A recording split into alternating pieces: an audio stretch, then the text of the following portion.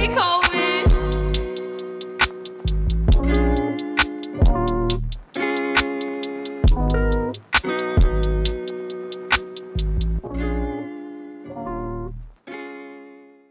What's going on, y'all? It is another episode of the Not Gonna Lie Bruh podcast. It's your boy D Lee. Big Fall. Higgs, Marvin. DJ. In a real way, man, you know we back with another one.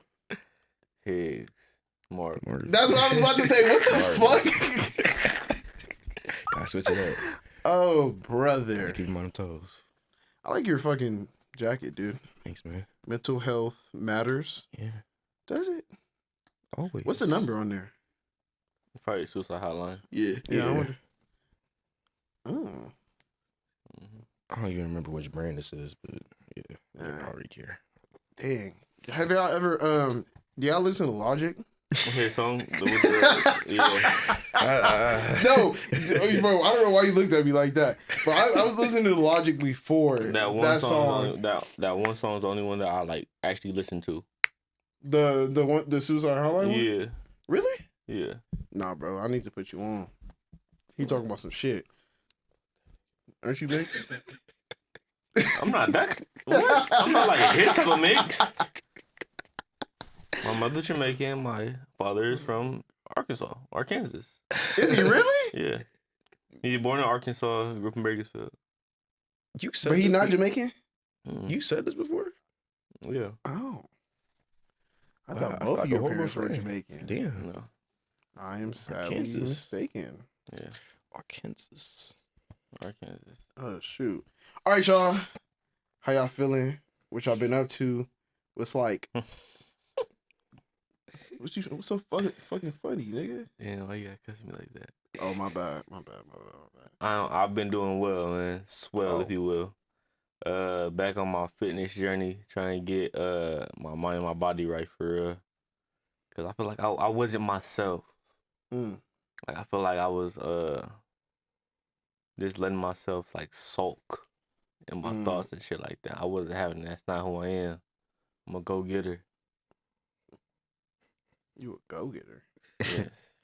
And if I get though, then I'm gonna hit that. Sorry. Go-getter. Marvin. Jimmy man. Fox. Same day, different shit.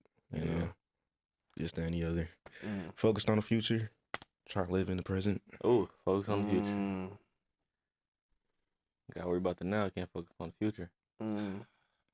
Dang. Hey, you know what? You keep calling him Jamie Foxx, and I'm thinking about that. Have you seen that? Fuck you. Oh, fuck you. Fuck you. Fuck you. Fuck you. Fuck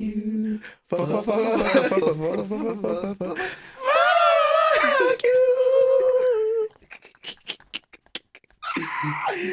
Oh, fuck. You don't know that shit? I do. Oh, okay. Oh, you didn't want to. Okay. Over. I had it. He Yeah, I did. got it. He didn't want to. He didn't want to showcase his vocals. DJ, how you feeling, bro? Oh, my bad. My bad. You feel me? So, I mean, we here. You feel me? That's always a blessing. But you live to find another day. Mm. Put that gun down, son. Stop Hey, bro, what is your favorite like movie to quote, bro? Rush Hour. Oh yeah. What part? Wait. Fuck. Nigga, you just put me on the spot. I can't think. Like, What you about- remember the part where they, on the second one, where they was, no. He was like, you, me. That was what the Are you talking about the third one? Yes, You, me. yes, you. Everybody motherfucker. Fuck you. Fuck me. I don't know what y'all feeling, Oh, man. what's Do You are me. Me is you. I am you. No. I am you. And he Me, is you, me. him. Oh, What's fuck. your favorite movie to They quote? need more movies like that, bro. Ooh, you got knocked the fuck out. Friday. That was a good one. Nigga. Hey, you know what's Nigga. crazy about you talking about movie quote? So like, me and our mom was walking, and we was in front of a gas station waiting to get picked up, right? Cause I dropped off my car to shop. You know, we walked to the gas station. I went to go get that energy drink I be drinking, right? Mm-hmm. So we waiting outside for like 10 minutes. And like out of nowhere, first he put my head, I said, bro, this feel like Jay and Silent Bob. That's before niggas time. If you ain't seen Jay and Silent Bob, bro, that's a classic. You gotta watch it. Nigga, with this part in the beginning of the movie where they sing a song, and then the song was like, fuck, motherfuck. What the fuck? I ain't never heard that movie. I don't think I've ever heard. You said what it's called? Jay and Silent Bob. That shit came out before I was born, bro. That's an old movie. It's an Like, old ass movie. Like, they had it on Netflix for a little bit. It ain't on there no more. It's probably on like Prime or Tubi or some shit. Hulu maybe. Stars. Oh, you know what was a good quote, Loki? I don't know why this just popped up in my head randomly. So I used to be really into Straight Outta Compton. So you know that one clip where they got all the females in the hotel room, Yeah. and the niggas coming banging on it. Hey, my girl in there, and he like, "What's your girl name?" Keisha. Oh, Keisha got a big dick in her mouth. Some shit like that. Nigga pulled out the AR. Nigga kept going. I was like, "Ooh, shit." Oh yeah, 'cause that nigga pulled out a pistol. mhm. He had a Uzi on him and shit. Hey, that shit made me, that shit made me think of another movie. You see Harlem Nights? Yeah. Remember he was like, stop shooting that low ass gun. Pat, pat. Damn, bro. I realize that we don't quote movies as much as like the generations before us. Yeah. You know. Nigga, I be quoting the shit out of movies. Niggas just be thinking it's me. When you think about it, the movies that's very quotable are like the old. The older ones. It's the Yeah, I don't old know if there's a ones. lot of like Too newer many quotable 2010 movies. I can like quote like I that. be liking. I just gotta rewatch some stuff, to be honest. It ain't, you can't quote movies, but you can quote the shit out of anime. Yeah. I fuck with like Tyler Perry, like Medea movies. Okay. But I fuck with Byron. I fuck with Joe. Okay. I said when I get older, I want to Okay. be like him. That's a funny ass old nigga, bro. Who's Joe? Joe, the old dude. Medea's brother. Yeah. Oh, I'm crying. He like 1-800 choke that hoe. Yeah, it's funny. Oh shit. Am I the only one that didn't do a check-in? How you feel, D-Lee? Oh, my bad, gang. Shit. You know, I'm chilling. I'm good. Same shit, different toilet. You feel me? He don't like that. One of the people I work with, they say this they said this one time, and now it's like a thing. It's a good day to have a great day. Mm. You know, Mm. I don't know if that really means shit, but you know, it's a good day to have a great day. It's a sentence, all right. Nah, Really? Nah, like in the middle, Mm. in the middle. Crazy. All right, we gotta stop doing that shit. You know, that you shit know, all you probably know. means something in sign language, ASL. Hell yeah. That means Hey, something. you know, Imagine. okay, we're so off topic. We haven't even got to topic, but it's kind of crazy how like there's so much shit that be going on, or not be going on, but like there's so many different types of sign language. You didn't know that? Fuck no. So like in America, the sign language is not the same as like in France or in Mexico or something. Just like the language, for real. Or like Hey, my nigga, you only can do so many things with your hands. Pause.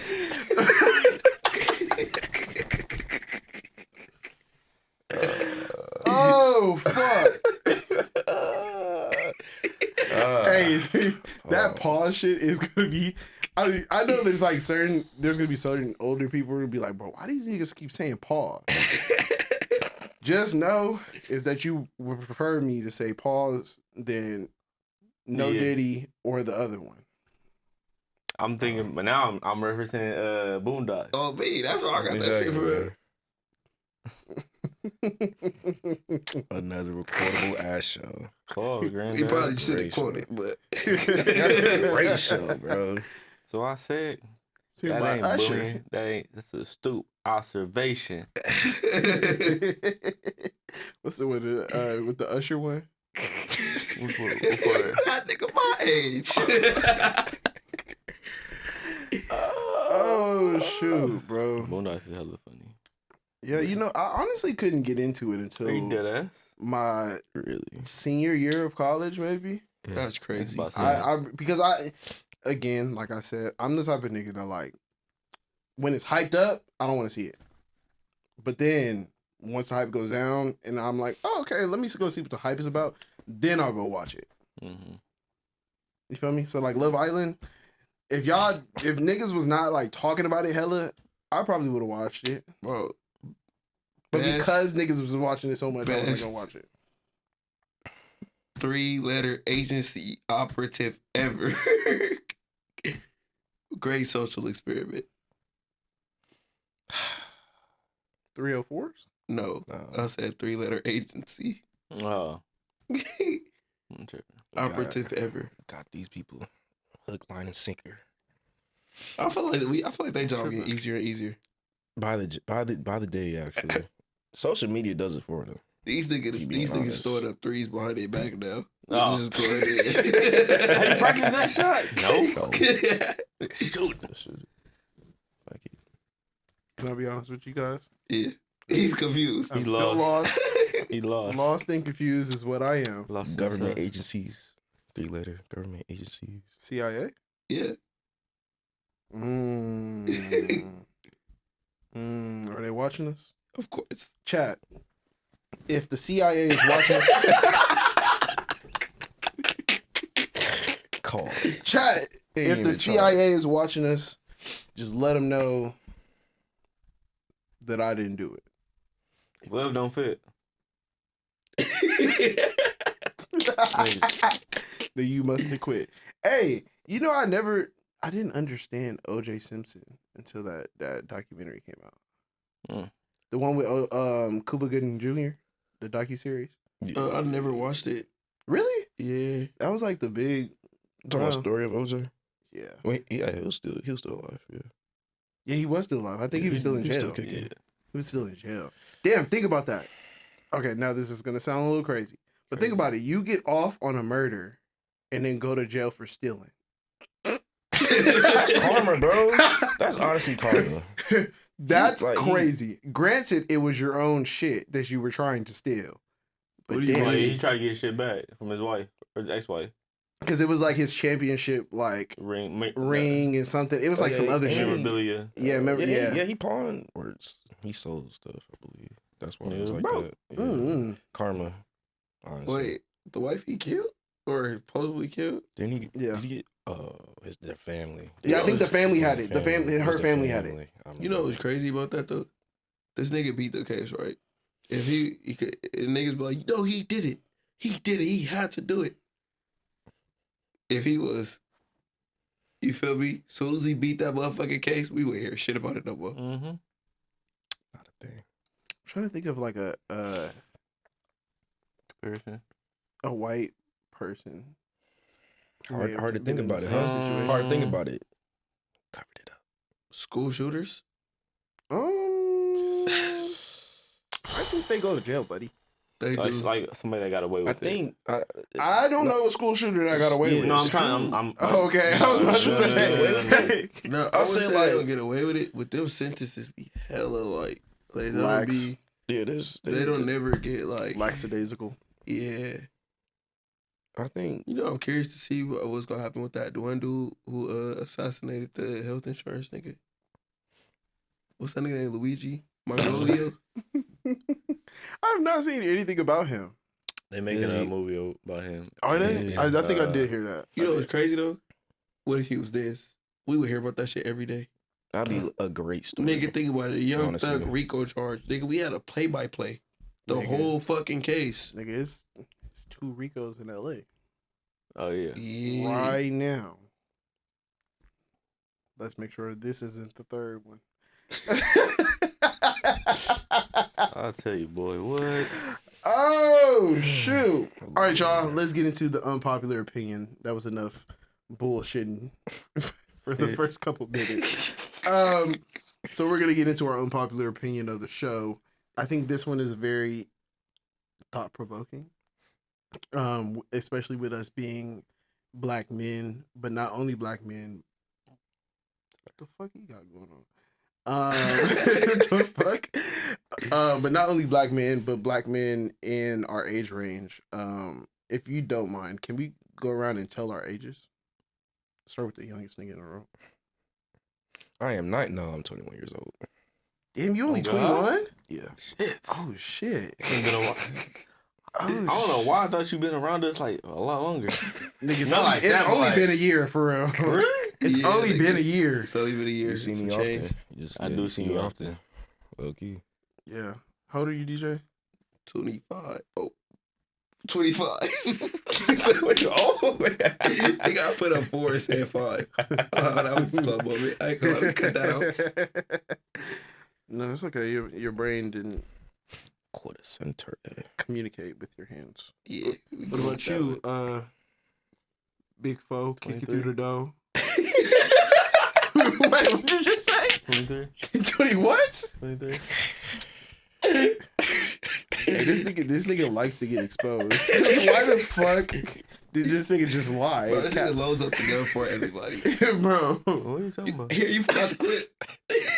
Let me get you another one. Hold on. What you talking about? How old are you, nigga?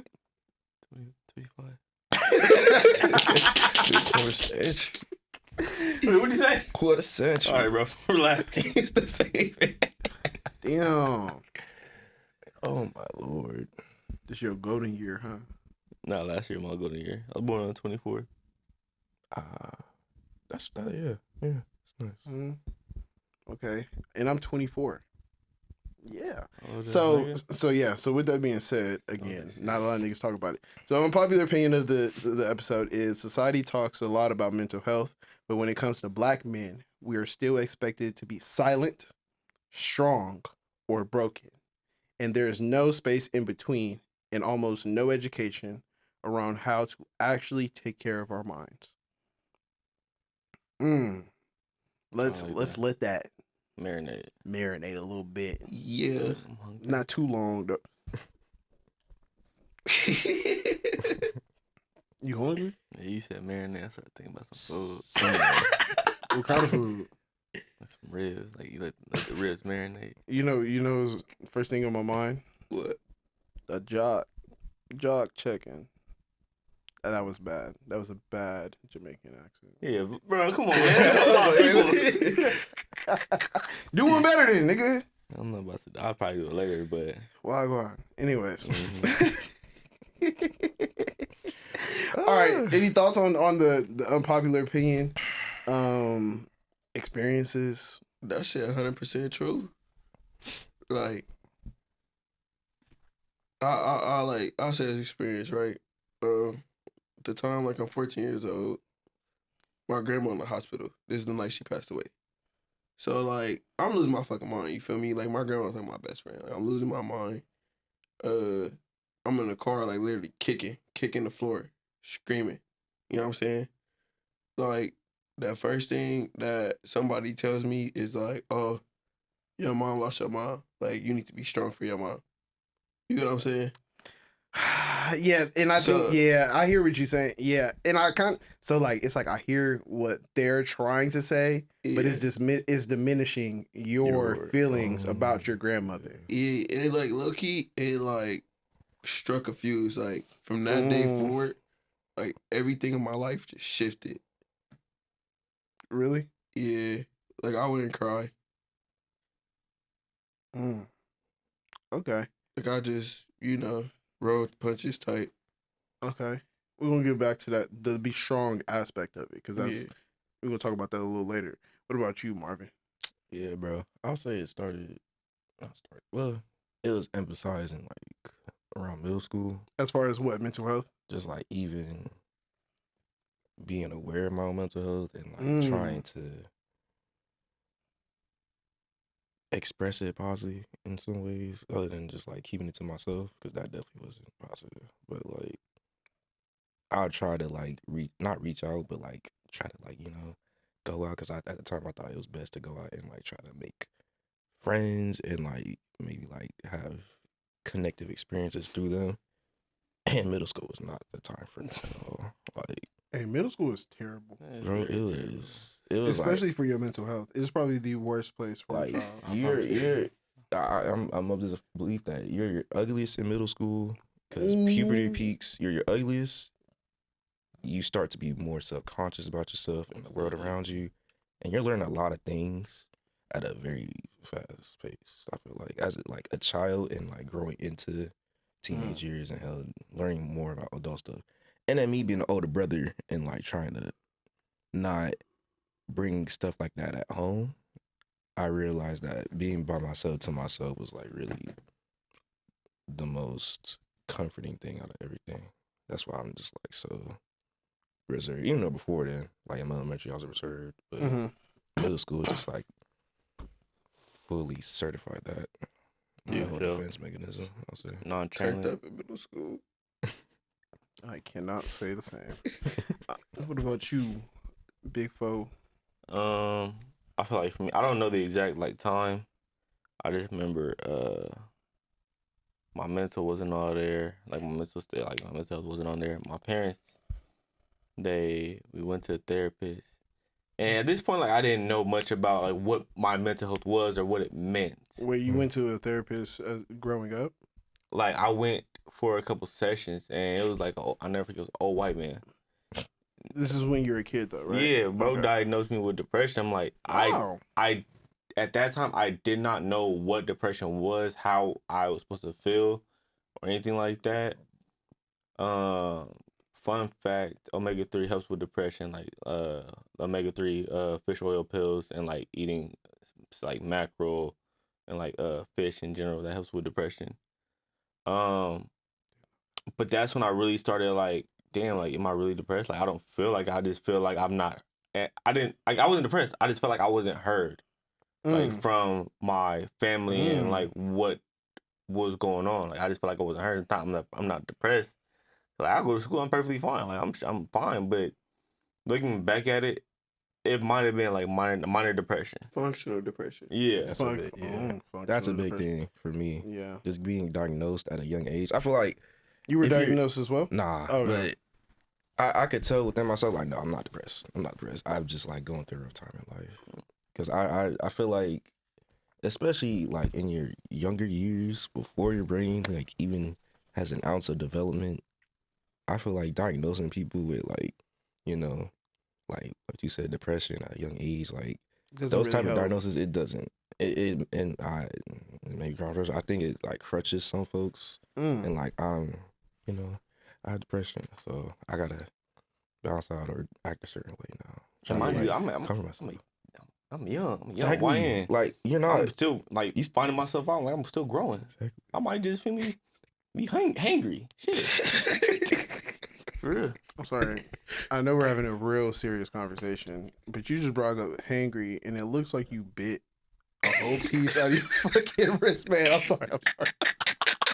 I just got like a little. I just got a little. Look, no, you're not gonna put his arm out. That's what she is. Bro. Sorry, that was so random. I would say like similar to you guys, like I never expressed myself. I knew about depression prior to college, but like I was very big on like not self-diagnosing myself with things, you feel me? And maybe it's because in my personal mind I thought like if I'm not on the extreme side of it, then it's not bad. Does that make sense? But I kind of do want to go back to something you said as far as like being aware, right? And this is my question to you. With being aware, well, this kind of goes for you too, Kamani. With you now being more mentally aware of your state, were you also given the tools to help operate yourself mentally once being aware of like, you know, your mental situation? You sound like got the tools right now. Not, I mean, well, not right now, but my question was, so right. So you're saying that the therapist diagnosed you as depressed, right? Now, past that, did he give you some type of mental tools to help with your mental health? Did he? I ain't gonna. So like really what I'm trying to distinguish is between the difference between mental awareness Hmm. and mental health education. Does that make sense? Yeah, I don't think he get no tools for real. He just literally said like, oh, try to be more active and get your mind off of things and like just ease your mind. Just try to get back to being who I was. But Mhm. like I said, I'm young. I'm You don't probably even in know like who you were if for. elementary school, if like probably middle school, I feel like I'm fine. Like what am I gonna go back to? Exactly. I have nothing to go back. I have nothing to really like the foundation. Like I have nothing to go to look back and like, oh yeah, I was perfectly fine at this point. Like I've just been fine from the whole point until now. You're saying you have depression. What the fuck? So what caused your parents to take you to therapy? Um, If you don't mind sharing. now you good. I was a badass little kid. I ain't gonna hold you. Oh. Um, and we've been to damn. They're gonna watch this too. We went to multiple therapists. Mm. I'll never forget. We went to this one lady. I went in first. No, I think it was vice versa. Either they went in first, I went in first. But granted, I had my one-on-one session with her. I expressed to her what I was like, what's going on in the house, blah blah blah. Then they went in, expressed what's going on, blah blah. And she said that Kamani is that I'm not being heard. And I never forget my dad respects my dad. I love my dad to the day he dies to this day. To this day. He went off on her. He like, no, you need to tell him like he needs to listen to his parents, this and third, blah blah. And granted, I might have had like obedience, like to me Resistance. obedience resistance, but like I still wasn't being heard. And then I guess like we went to I would like say the other you was being therapist. heard, you weren't being understood. That's the word you were looking for. Yeah, yeah. You weren't being understood. I feel like even like to this day, like with some people, I'm still not understood. Like, you have to understand people to like really Deal with them. Yeah, to deal with them, get a feel for them. Like, I'm not gonna say I understand any of y'all, but like to a bare minimum, I do understand you. Like, I understand like Jamie Foxx to a certain extent. Like, he might just be himself or be quiet, but like if I see something like shift a little bit, all right, I understand that he might need some space or he might for me want to talk about it. DJ, we haven't talked in a while like over the phone, but we still like when we communicate, we understand each other. Fuck you. Good night, Dewey. Oh yeah, I tell you good night, man. You know what you're talking about. Fuck off my phone. I try to be nice to you, man. Last time I'll tell you good night.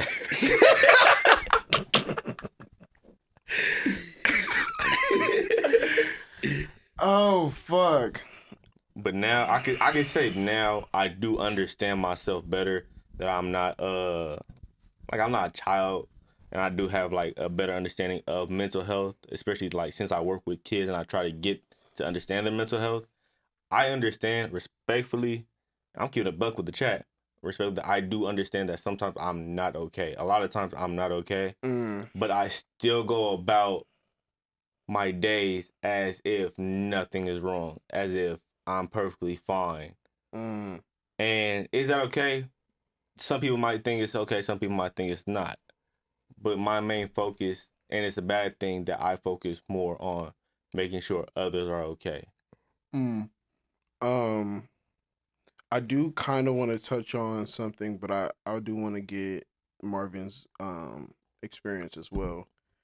So with you being, you said it was middle school, right? Yeah. That you started to be more aware. Were you also given the tools or some type of tools or like suggestions from somebody to help with your mental awareness or like wherever you were at in your mental state? To be real, ever since I was young, I had a very difficult time asking for help. So that was my first stop, I would assume. And I don't think it ever really got to that point where I'm just questioning, like, damn, is something like really wrong with me? I gotta like search up this thing, like symptoms. But it was more or less like, you're gonna have like, horrible days. Like there's gonna be days where you just don't want to wake up and just get Mm. out of bed, and like there's days you just feel like you're on like a repeat of what like Big Fo said like past episode, like you're in a loop, and that loop is not The best. it's or not most satisfying beneficial. like what you want to do in life. It's not something you want to like keep doing, but you still gotta do it anyways. Like you still gotta grind it out. You just gotta thug it out. So it's just like it doesn't matter like that time period. It was a long 2-3 years of just like life not feeling like it was going my way at all. Like there was good moments, but for the most part, like it was like a pretty gloomy type of arc of my life. And it's very important to have those type of dry spells in your life, I feel like, because you know, through hardship you become a brighter diamond. Yeah. And things like that. So I think I want to touch on something that you both said, and it ties back into your experience with losing your grandmother. So you both kind of said there are moments where mentally you are not okay, right? You mentally do not want to get out the bed. You don't want to move. You don't want to do anything, but you have to because of the everyday requirements or responsibilities of life. You feel me? Which then goes back to DJ's point of like the ideology or the push of being strong hinders us sometimes as black men, most of the time as black men. But where do you think we can find the balance between being okay with not being okay and still pushing through to make sure that everything, like our responsibilities, are taken care of?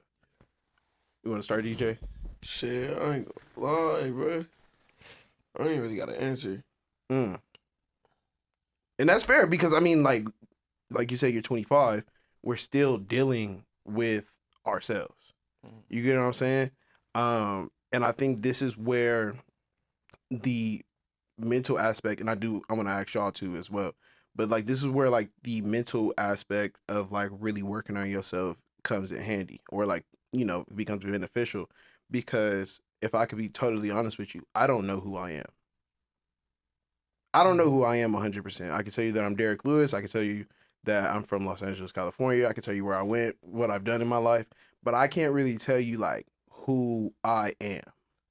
Does that make sense? Yeah. You want to know exactly what I feel like you're talking about. Is like what I struggle with now is like you got to fill out one of those, like you have a, you know, as you said a while ago, like you apply for jobs, you got to fill out that resume and you got to figure out like what describes you, what are your best qualities. Like I was like, damn, I'm humble. Like I don't like. It's like I can tell you what other people say about me. I don't know. You know what I'm saying? Like, I can't look into myself and be like and tell you things about myself. You get what I'm saying? It doesn't feel. So where do you guys genuine. feel like the balance comes from for, again, to be okay with not being okay, as well as pushing through and being strong to make sure that your responsibilities are taken care of? You have to like, well, first you always have to acknowledge that you're not okay, and like reevaluate yourself to a certain extent. But you be like, okay, like I've worked with. I'm not gonna say, I can't say too much. But like for example, if I were to work with a kid and he's not okay and he has suicidal thoughts, he cannot focus on anybody else. He then needs to take a step back, get himself right before even worried about anybody else or anything else. So for me, if I know I'm not okay to a certain extent, I have to focus on myself. I can't pour. It's like pouring into, like I'm an empty glass. I can't pour into another glass. I have nothing in me. Yeah. To add on to that, like now that you say that, like you brought up like an interesting point. Like I guess like a way, like as of lately, like I've been finding like balance would be like, I'm not gonna lie, like I tend to like try to help people and make sure they good first, but like it just got to a point where I couldn't no more. I couldn't be there for anybody. Like, and I look, you still can't. You know what I'm saying? I'll do what I can, the best I can. Like I can't really be there for nobody right now. But at the same time, like where I've been finding balance and like, you know, getting stuff done and still like, you feel me, dealing with myself, you get what I'm saying? I low key like had to step back as far as like not really like a isolate like before I would isolate alone, like but this like on different thing about me isolating this time is like I'll isolate and I pray. You know what I'm saying? Like I would ask God for the clarity for answers that I need, like and I would step back away from everybody else.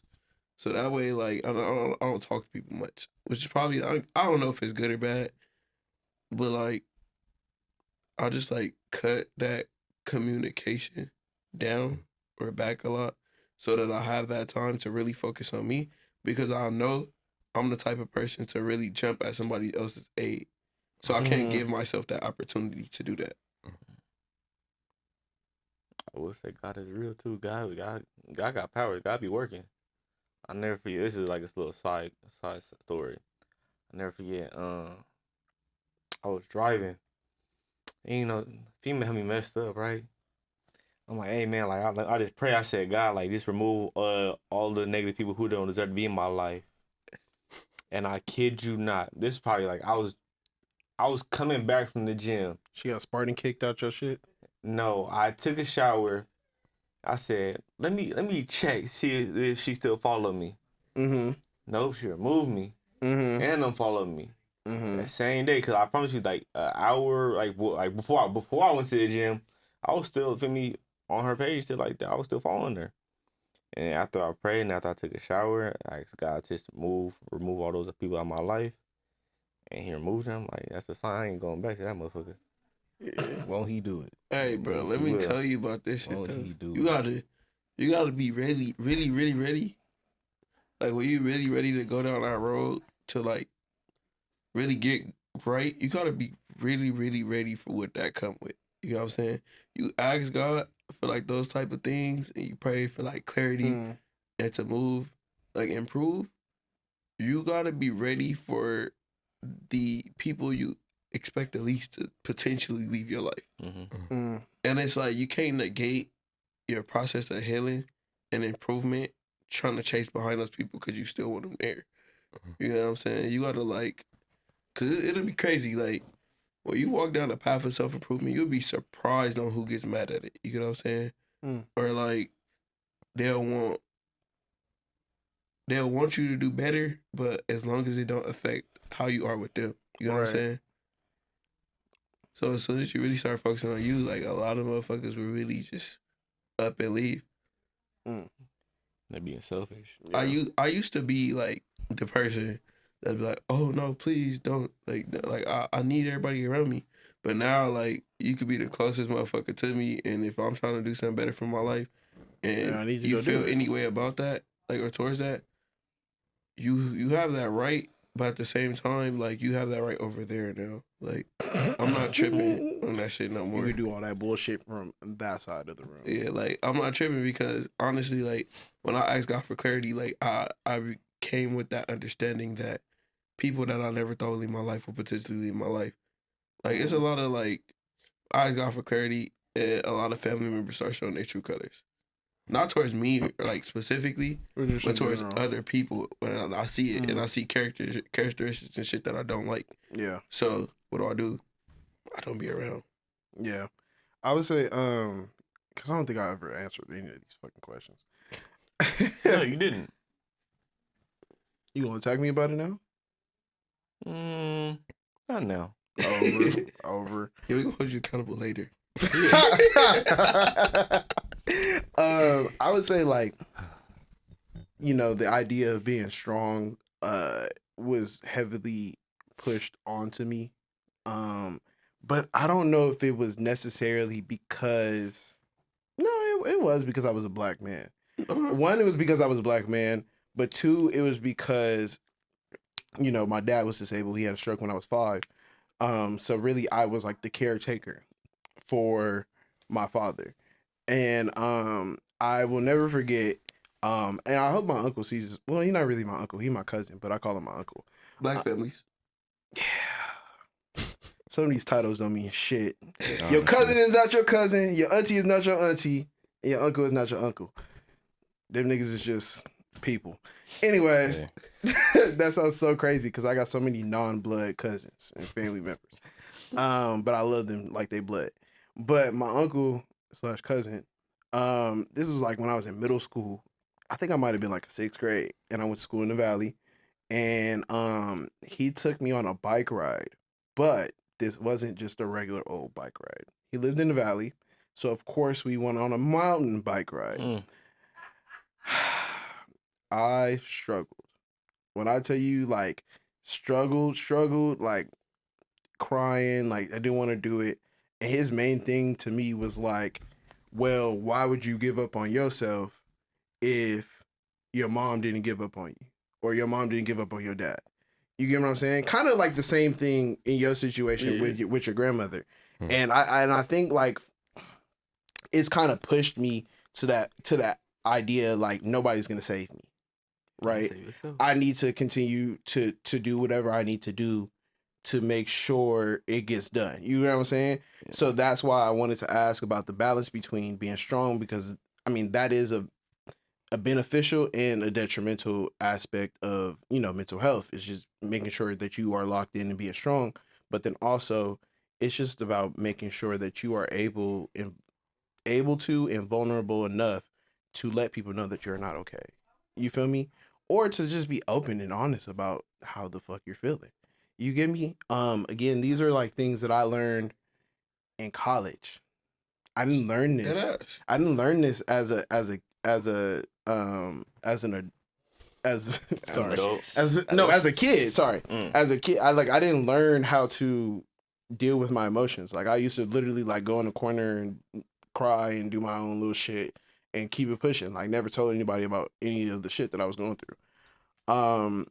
So I think now more than ever, we need to be able to be that safe space, right?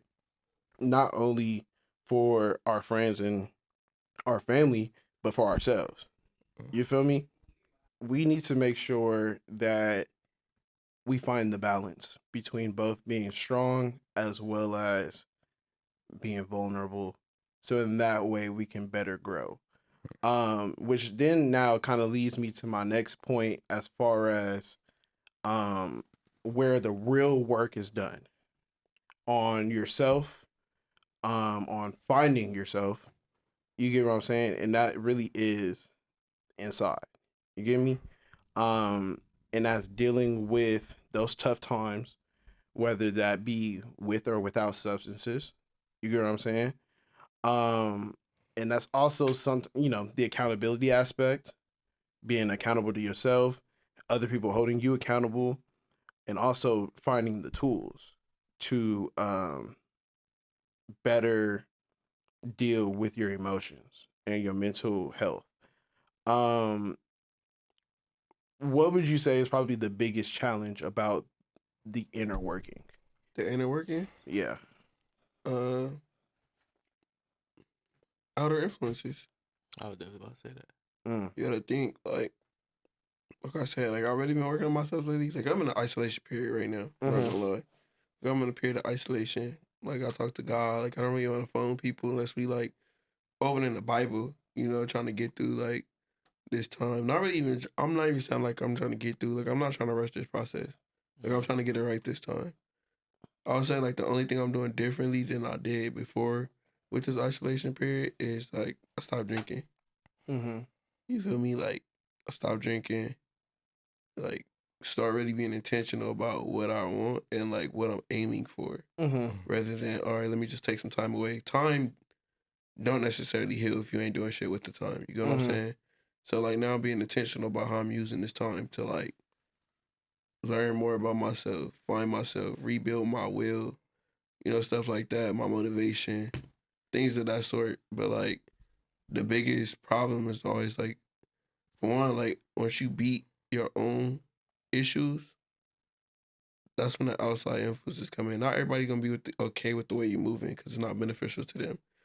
But like people really fuck with you and care about you, bro. They gonna like understand and they gonna sit back and like, you know, depending on how you come out, I'm like, shit, that shit really worked for them. Now, let me see if I can do it. Let me ask for advice.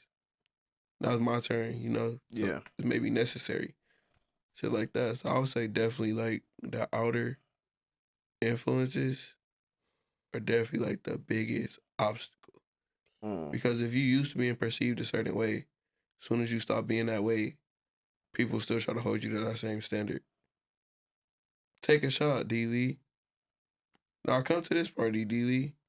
Yeah. You know what I'm saying? Yeah. Yeah. What about you, Marvin? It's like, yeah, I'll say, put my thoughts together. It's As far as mainly like patience. I'll say. Like being really patient. You know with what? yourself. You bring up a great point. Very I want to patient let with you yourself. finish though, because You gotta- patience. That's Yeah, because it's a long, like what DJ said, it's a journey. You're not going to rush perfection. You got to really take your time with yourself because, you only got one lifetime and you can't, just rush it. Just don't let it, Yeah, you only got one lifetime. overdo it, this, that, and the other. And you also got to be okay with, like, I won't say relapsing, but, like, if you feel a certain way now, it may or may not happen later on in life. And if it does, you got to be prepared to not only bounce back, but, like you said earlier, remember your tools, how it got you, back into your groove of life once again. That was a big thing for me because I said earlier, middle school, I was down bad. Then when I graduated from high school, I was down bad again because I just didn't know what I want to do with my life. And then after that, my grandmother passed away. So I was just like, yeah, I feel like I was like, not relapsing because it wasn't really that serious, Yeah. I guess, but it was just more of like emotion based. And I was just like, I need to like get myself together. I keep going, and that can be dangerous at times, but it like I said earlier, harshness creates a diamond. So just gotta keep pushing for real and be patient. Yeah. What about you, Big Fo? Biggest challenge on the inner workings? Kind of like to go off what DJ said. Like sometimes the outsiders might try to like shoot you down and stuff like that. Like if you're like, for example, DJ's on his Jimmy self-healing journey, stuff like that, he might have people hit him up like, DJ, you feel me? You ducked off. You're with as fuck, blah, blah, blah. You have to then look at yourself and be like, this person does not want the best for me. This person does not care about my mental health. They didn't ask if I'm okay, where I've been at. They said, you're with as fuck, you ducked off. You're not trying to take no shots like you said, blah, blah. They don't want to know the real you. They don't want to understand what you're going through. They don't care about you. And for those people that don't care about you, they don't deserve to be in your circle. They don't deserve your mental time. Yeah. They don't deserve your mental time. I would say I want to go back to the patience thing. And my biggest challenge kind of correlates to the patience, but in a different way, right? It's more about, I think the patience is one thing, but more about being calm within the storm. You feel me? Because I'm usually a laid back person. And a lot of that came from like pushing my feelings to the side, just not allowing anything to really affect me. But now I'm a little bit more vocal.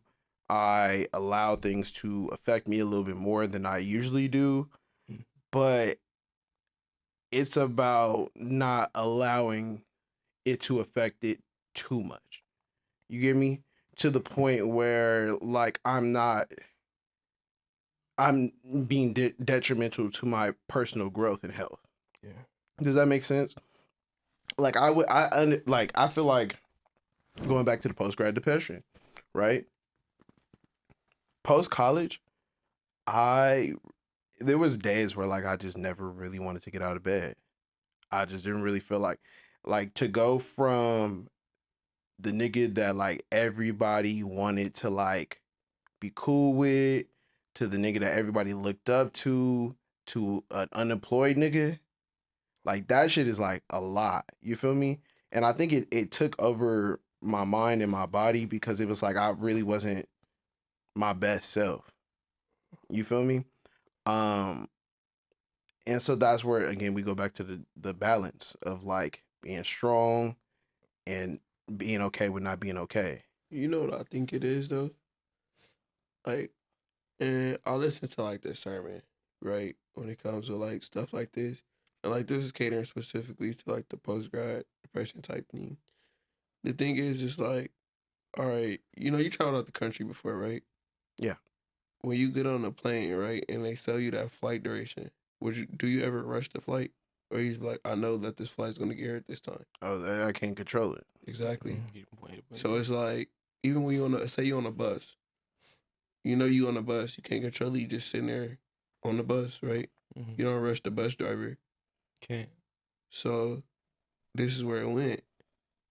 It was like if you can have faith in the pilot and you can have faith that a bus driver is gonna get you where you need to go, why do we not have that same faith in God that things are gonna work out? Mm. And instead we worry. Got that one. So it's a time frame thing as well. If you graduated and I told you that exactly 7 months from your graduation date or 8, you'll have a job, you wouldn't be too much worried about it. Fair. It's the fear of the unknown. Exactly. So sometimes like when I had a conversation and this low key helped a little bit, and it was somebody who's actually very successful. Like I almost say his name, but he lived in Black Beverly Hills. Okay. The second one you would think of, not the first one. Okay. I'm all season. Mm. So Oh yes. Yes. so Yes. he told me he said the first 7 months he got out of college was hell. Nigga make hella money now. You know what I'm saying? Yeah. So it's like that was like a little spark. Like okay, I don't really gotta rush things. I can just keep working. Taking it day by day. Yeah. So like that helped ease a lot of things. Like do things that are normal to you, but consistently still apply pressure, and eventually something's gonna work out. Right. Can I say something real quick? Hmm? And this is to the chat, either camera.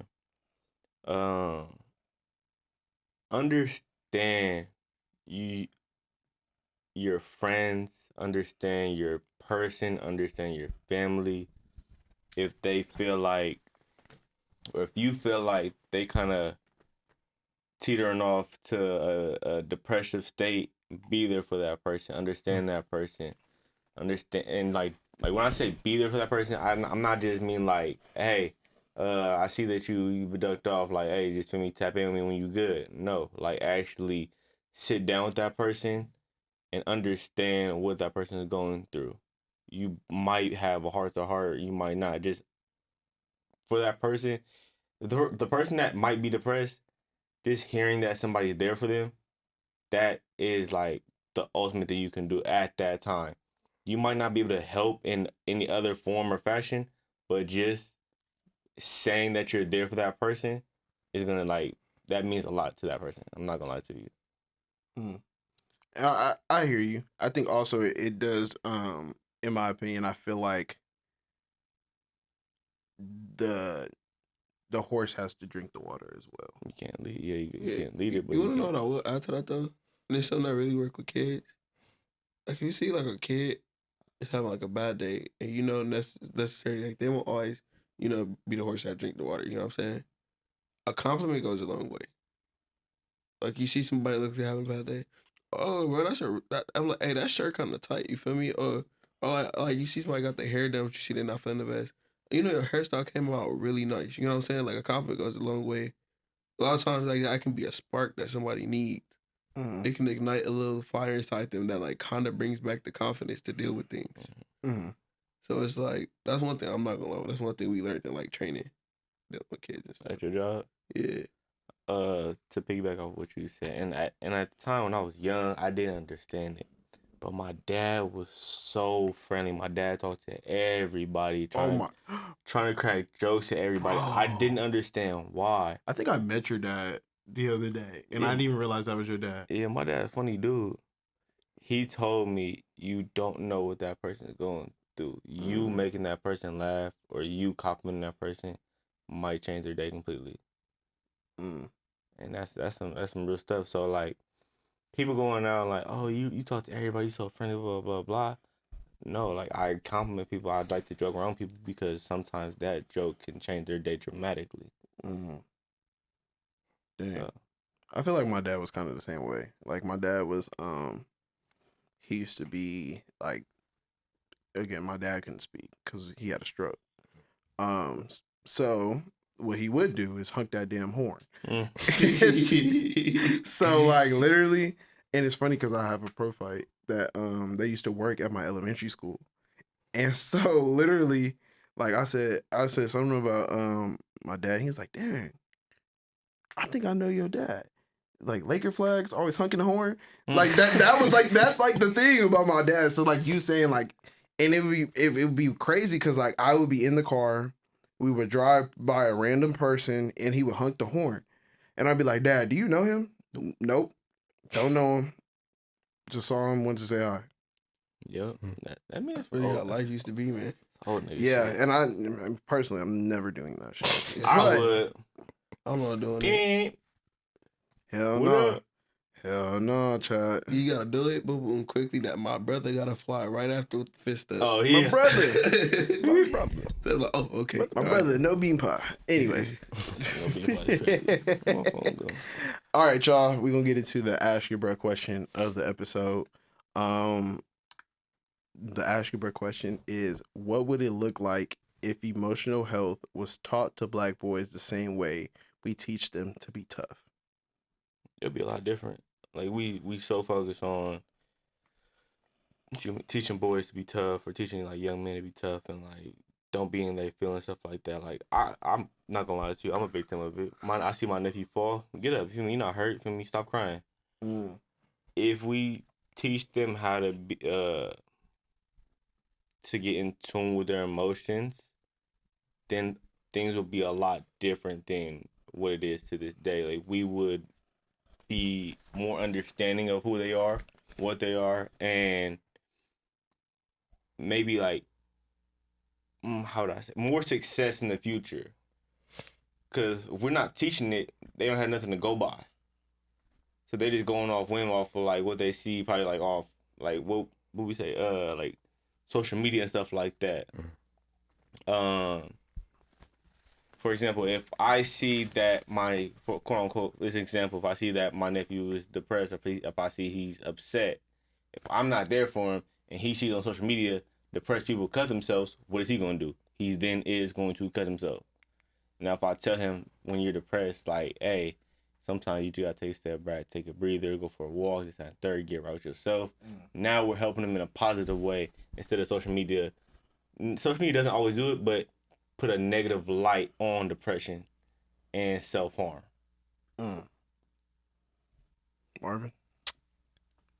To echo what Big Fo said, man, it's, in my opinion, is very essential because we don't teach like how to get to know our own emotions. In a sense, we're not learning who we are to keep that stat. It's like you'll be more likely to be persuaded by outside forces, and like Amani said, like social media is a very negative place. So you can't differentiate the difference between this compared to the way you're feeling personally, your own emotions.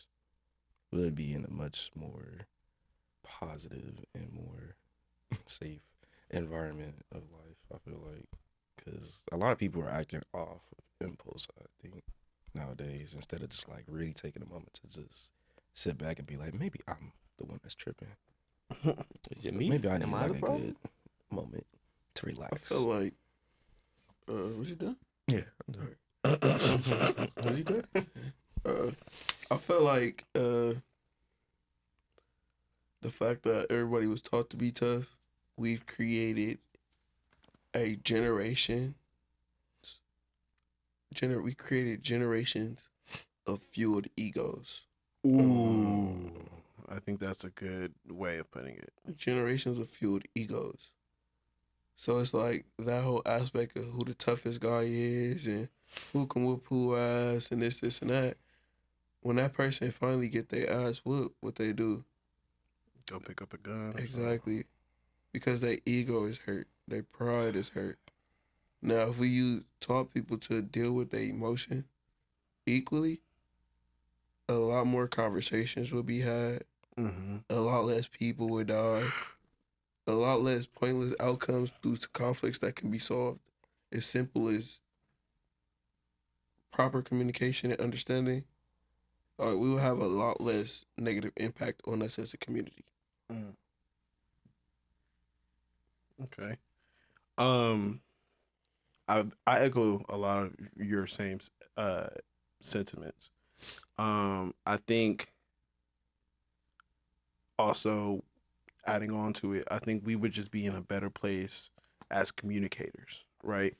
Um, because in that way we would feel safe to communicate our feelings, whether they be good or bad. You get what I'm saying?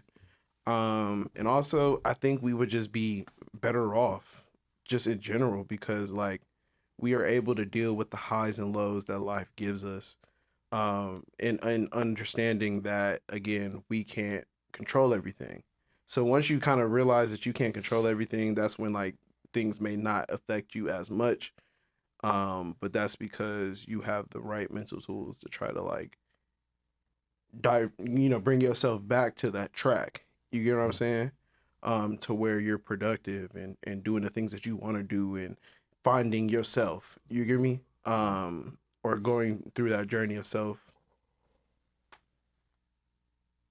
I forgot the You good? Yeah. Oh, and I want to add another thing. I feel like black relationships will be a lot stronger. 100%. Doubt. 100%. And that goes back to the better communicators. Because I think even like I had a problem with communication. I still have a communication problem. And I think I may be better off, like, or like, not better off. That sounds so crazy.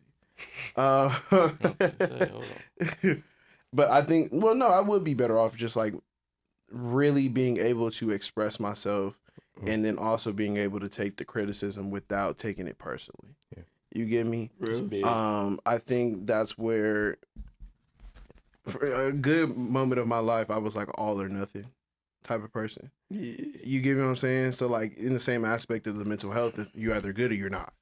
You get me? I never really, when people would ask me, how are you?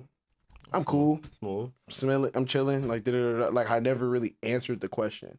And I think this also became a realization in one of my darkest moments. And a brother told me basically like we as black men, we have to stop giving those one word answers when somebody asks you, how are you doing? Or even then, on the flip side, when you are asking somebody and they give you that generic answer of like I'm cool and all of that. No, like how are you Dive really? into it. Like how are you for real? Like what you got? You know what I'm saying? Yeah. And really, Like, let's dissect this. yes. Cause so in that way you can really you show that person that you genuinely care, right? And it allows them to open up. But then two, it helps you because DJ could be going through the same shit I'm going through in a different way. You get what I'm saying? Yeah. In a different language, or like or in that aspect of like in just a whole different way. It's the same shit though. So I think it just helps us overall to be able to really dive into how a person is doing, whether that be now, in the future, in the past. Like really start asking people how they feeling, like for real, and don't allow them the surface level answers. Mm-hmm. That's how we doing. Like, how you doing? Man, I'm good. Like, no, mentally, how are you doing? Yeah, the And mentally aspect and for then sure. they would then follow through with, I got this going on. Yeah, And you didn't know that just because off of that one word answer, but now that you asked a question, you got deeper into it. yeah. You kind of got a You can ask more follow-up questions. Yeah, you got a deeper feel for what they really going through. Yeah. Whew. This was a tough episode, man. Yeah. Good episode. Yeah, this one's gonna be a good one. Any final thoughts before we get up out of here for the chat? Give yourself grace. Stop comparing yourself to other people. Be who you and are. just learn to be patient. Things worth having take time. Patience and prayers. That's all I'll be saying. The 2 P's. Life is all about L's, ups and downs. You just gotta thug it out, pimp. Just thug it out. Yeah. I'm a heavy echo the don't compare yourself to other people. Because that's something, again, I feel like I fall victim to. Comparison is the thief of joy. Yeah. For sure. And so that's where, again, going back to like the college thing, like a lot of my peers had a great job coming out of college. Mine too. And honestly, I thought I would too. So I think it's just more about running my race. You feel me? I don't know what exactly that entails, but No, race is a marathon. Remember that. oh yeah, The marathon continues. TMC nigga. Yeah, man. Well, all right, chat. We about to get up out of here. This was the Not Gonna Lie Bruh podcast. Again, make sure you like, share, subscribe, follow us on Instagram and TikTok at Not Gonna Lie Bruh Pod. Subscribe on Subscribe on YouTube at Not Gonna Lie Bruh Podcast. Yeah. And again, keep coming back because I'm not gonna lie, bruh. You're gonna want to hear this. All right, y'all. Peace. Peace. Y'all want to see me dance? Sky. That would be a good episode. This Okay, Coleman.